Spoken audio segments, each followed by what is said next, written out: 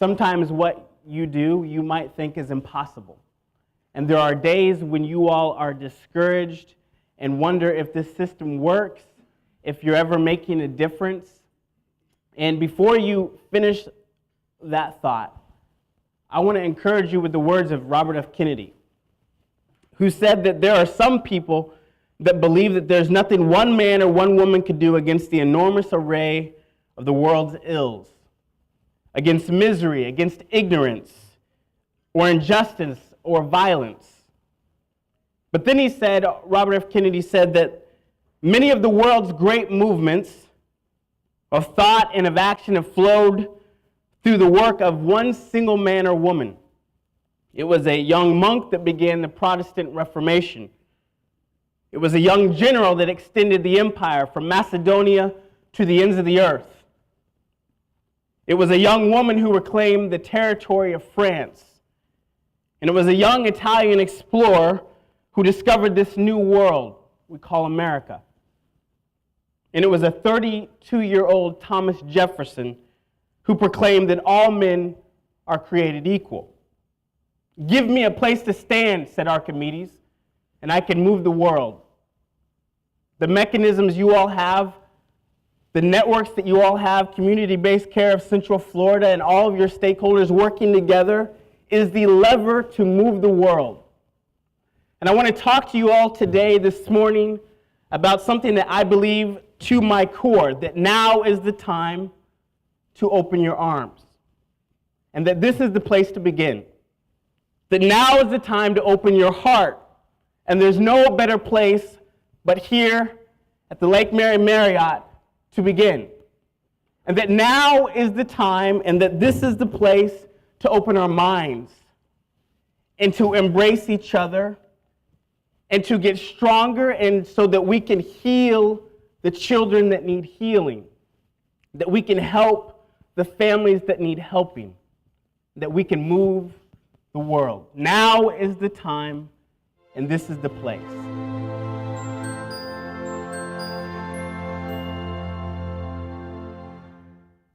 History stands at the door. She calls us to lead and reach for something more. Generations yet to be born will read about our day, and our witness will echo as the torch is passed. Will history record we accomplished our task? Now is the time, and this is the place. To establish character and be guided by grace. This generation, our generation, is built for something more. And to overcome each obstacle is within every single one of our cores. We were not meant to fall in front of failure's face.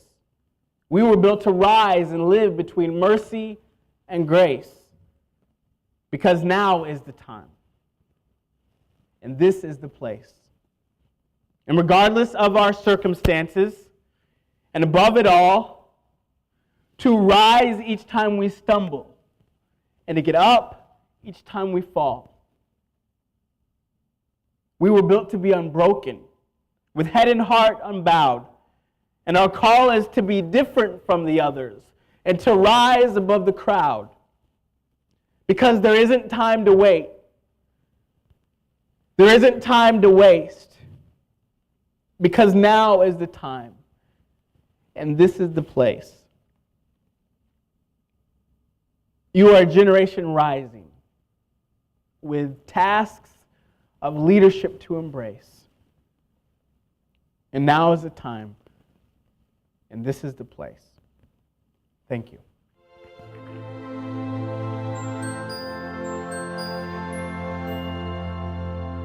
But champions, leaders, those who will do big things, those who will help and heal, those who will open their minds and their hearts, will understand and believe in the possible.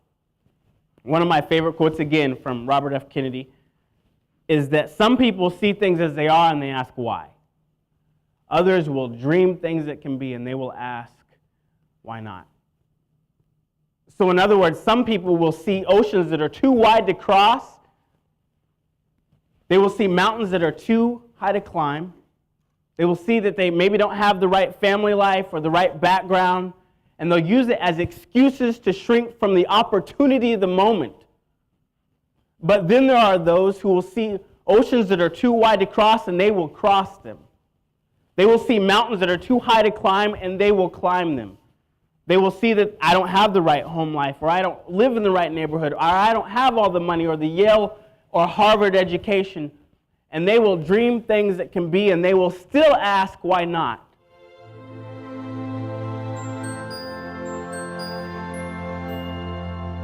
And I'm a person, thankfully, who had a wonderful, wonderful foster care mother, later adopted mother, who taught me to dream and to believe in the possible. And when I was about 18 years old, I was getting ready to finish up high school, graduation day. Mom pulls me aside, Dorothy pulls me aside, and she says, Lucas, what's next? What do you want to be, and how do you want to get there? And I thought about that. I grew up in the 90s, so the Bulls reigned the earth, and Michael Jordan was my hero. President Bill Clinton was president, and I loved politics. And so I just, shared my heart with my mom. There's no harm in sharing stuff with your mom, right? And I said, Mom, I have 3 big dreams. The first dream is, this is a really cool house. Manicured lawns, a lot of security. The most powerful symbol of democracy on the face of the planet. When I was 16 years old, we took a church youth trip to Washington, D.C. And I remember going to the Capitol and sitting in the well of Congress and watching all the different things go on. I remember at nighttime going to the White House and going up to the north side of the White House, which is what this picture is here. There's a wrought iron fence, and putting my face through the fence and saying, one day I want to be on the inside. And so I said, Mom, I want to work at the White House. And then in 1997, there was this movie that came out called Air Force One with Harrison Ford. And I remember the night that this movie came out because I was in the front row of the movie theater watching it. And I said, Mom, this is not AirTran. This is not JetBlue or Southwest.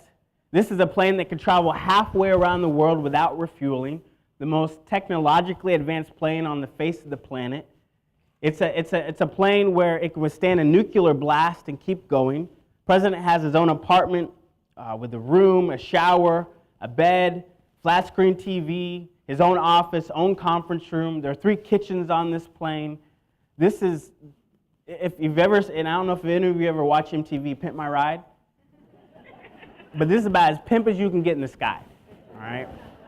And I said, Mom, listen, we don't have a lot of money. I don't have that Harvard or Ivy League education. I don't know anybody important, but I would love to fly on this plane. And then the third dream was to be able to work for the NBA.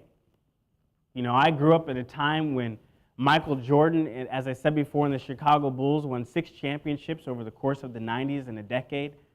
And this is a man who inspired me because we would never know him as the greatest player to ever play the game if he hadn't given up, if he hadn't believed in the possible. And I said, look, Mom, I'm like 5'6", 5'7" on a good day. So I get it. I'm not 6'6" like Michael Jordan, and so I'm not going to be on the court. But there's so much more to basketball. There's this whole off-the-court thing. There's all these different departments. I was like, I don't know how I'm going to do it or how it's going to happen, but I would love to work for an NBA team.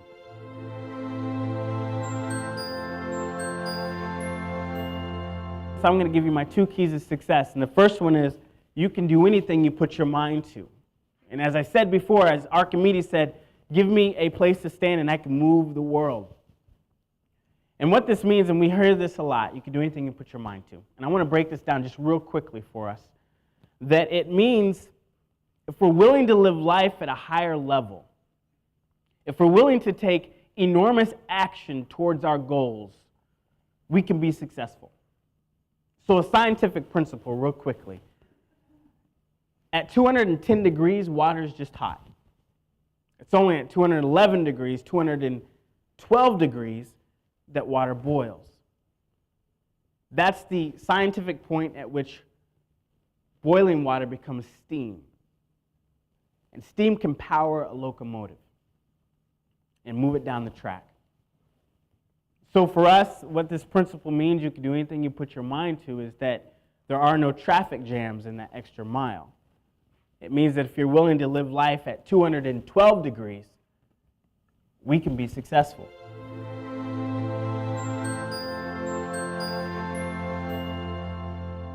But in the midst of all of this, the champion, the leader, those who will do big things, those who will make an impact every single day, will be those who will take all of those pressures, understand that they are there, and still lead. They will take all of those pressures, all of those disappointments, all of those heartaches, and turn them into a positive situation of encouragement, of hope, and they'll be willing to laugh while they do it. And a real quick illustration here. This is my first big trip with the president was in January 2008. I was in charge of a trip that took us to 4 different states. We went to California, Nevada, Colorado, and over to Missouri, my home state. 3-day trip, 4 different states, 12 events. I had a lot of pressure, all right? I had to make sure all that stuff came off without a hitch. So the night before our last stop, we're traveling from Colorado to Missouri, and I was really excited, but also really, really nervous at the same time.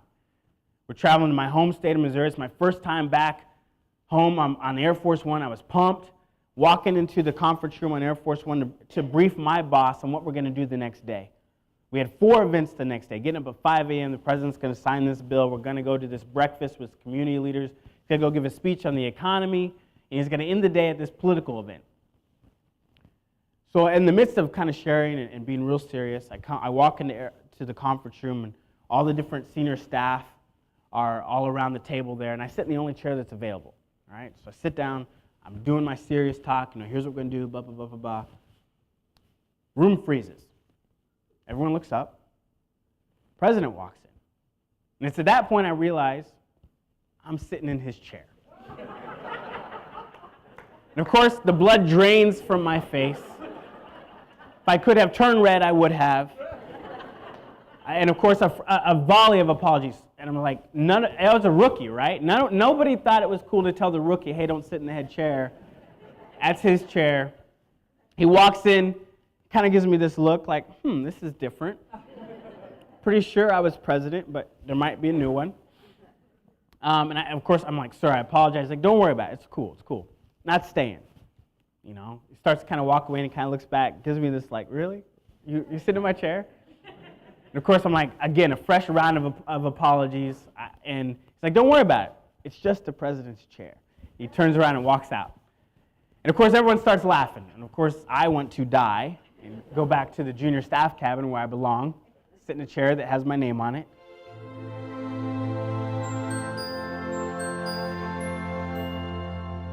The reason I share that with us collectively, and specifically our young children in the audience, young guys in the audience today, is for 2 reasons. Number 1, you never know who's watching. And you never know who's going to be in a position in life to help you get to where you want to go. It's important that our reputation is our resume, and that we, as Mom says in her 2nd key to success, act in honor and integrity at all times and in all places. And the second reason I share that with you is because it was my first lesson in leadership. This is a man who I could do nothing for. I was an intern. Couldn't give him any money for his next campaign. I was an intern. I wasn't Condoleezza Rice. I wasn't his chief of staff. Wasn't a world leader. But he took the time for 15 minutes to just talk.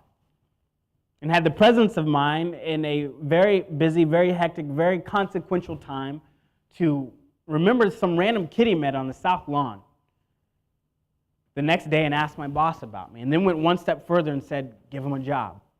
When I think about President Barack Obama in his days, starting at 5:30, and he runs through the day, he's got all kinds of people trying to hug him, fist bump him, get an autograph or whatever.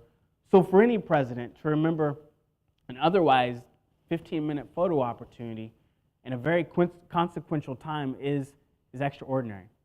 But what's incredible is that man would take and have the presence of mind to remember this person he met, follow up, ask about him, and then say, get him a job.